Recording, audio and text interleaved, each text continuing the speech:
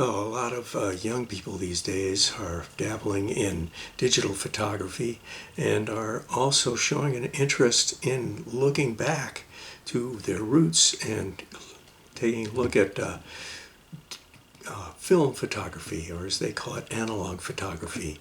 We're going to be looking at some analog cameras, and we're starting out with one of the most analog of the analog cameras, and this is the old Nikkormat FtN.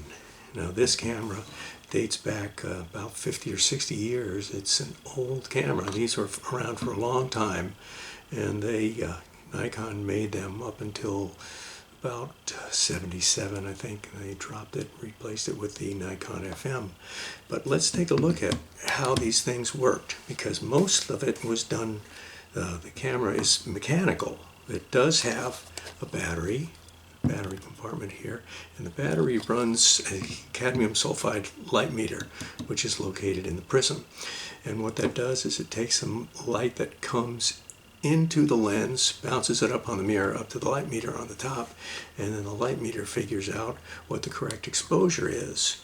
Now when you load your film in it, down at the bottom there is a scale here with this black marker bracket that you can move to different settings. This is how you set your film speed, your ASA or ISO on the camera. Then when you look into the viewfinder as a photographer, off on your right here, outside of the image, there is a little double bracket and a needle that moves up and down. You want to adjust the aperture and the shutter speed to line up the needle in between the two arms of the bracket, and that's your indicated correct exposure. Now you do that, the other controls you have are the focus, which doesn't affect your exposure, but the ones that do affect it are this middle ring here, which is your aperture opening, your f-stops, and then behind it there is another ring, and you move it with this little arm here, and you can see these numbers move concentrically around the lens mount.